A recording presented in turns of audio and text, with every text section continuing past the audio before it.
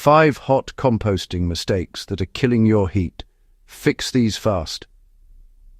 If your compost pile hasn't hit that beautiful steamy heat gardeners brag about, there's a good chance one of these silent mistakes is holding it back. Nothing is more frustrating than building a pile with high hopes only to check it days later and find it cold, soggy, or barely breaking down. The good news? Hot composting is incredibly forgiving once you understand what actually makes the heat and what quietly kills it. Today we're diving straight into the 5 mistakes that keep your compost from ever reaching its full, fast decomposing potential. Misjudging the carbon to nitrogen balance is honestly the fastest way to stall a hot compost pile. Hot composting is all about balance, and when one side leans too heavily, the microbes responsible for generating heat can't function efficiently. Too much carbon and your pile turns slow and cold. Too much nitrogen and it becomes wet, smelly, and anaerobic. The ideal ratio sits around 30 parts carbon to 1 part nitrogen, but for practical gardening, it's easier to think in volumes. A reliable mix is 3 full parts browns to 1 full part greens. This means filling your pile with 3 bins of dry materials like shredded leaves or straw, followed by 1 bin of nitrogen-rich material, such as grass clippings or fresh garden waste. If your pile still struggles to heat, add 1 more part browns to absorb excess moisture and to improve airflow. Allowing poor moisture levels to sabotage the heat is another common pitfall.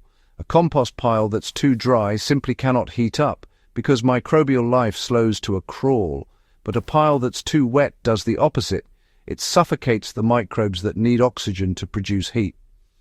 Hot compost thrives in moisture levels similar to a wrung-out sponge. When squeezed, you should feel dampness on your hands without water dripping out. If your pile is dry, slowly add water using a watering can, wetting each layer as you build or turn it. Aim for about 1 gallon of water for every 5 gallons of dried browns you add, adjusting as needed depending on your climate. For piles that have become too wet, the solution is always airflow. Add shredded cardboard, dry leaves or straw, mixing thoroughly to absorb moisture and reopen air pockets. Healthy moisture equals healthy heat. Many gardeners assume a compost pile becomes self-maintaining once it heats up, and this is where the heat disappears. Hot composting is an aerobic process, meaning the microbes that fuel rapid decomposition need constant oxygen. Without airflow, the pile shifts to anaerobic decomposition, dropping the temperature and causing foul smells. Turning your pile every 2 to 4 days during the first 2 weeks can maintain high temperatures and consistent breakdown. You don't need perfection, simply lift and fold the pile, bringing outer material to the center where the heat concentrates. If the pile cools down too quickly, this almost always means insufficient oxygen. Introducing even a single aggressive turn can reignite microbial activity and bring the temperature back to the ideal 130 to 160 degree Fahrenheit range. Size is one of the most overlooked factors in successful hot composting. A small pile loses heat faster than microbes can generate it. For hot composting, the dimensions matter more than the ingredients. A pile should be no smaller than 3 feet wide, 3 feet deep, and 3 feet tall.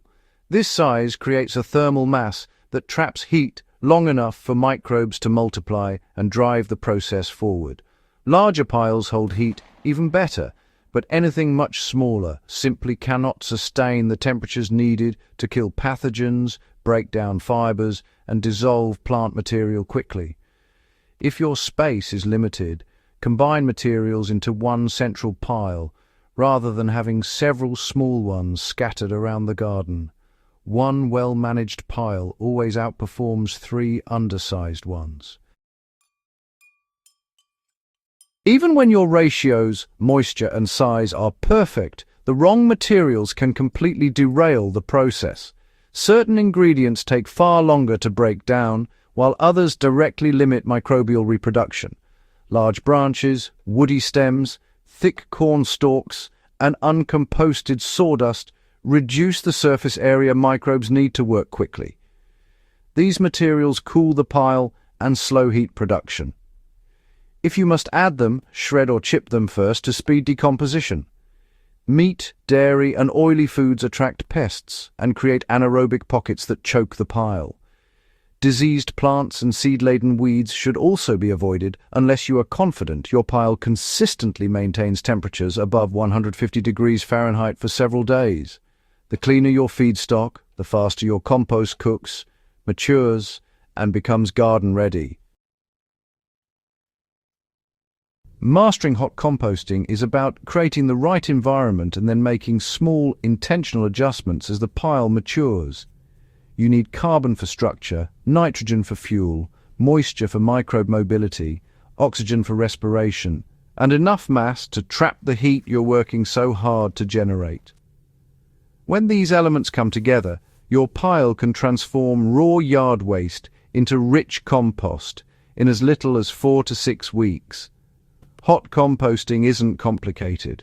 It's consistent. Each step strengthens the next.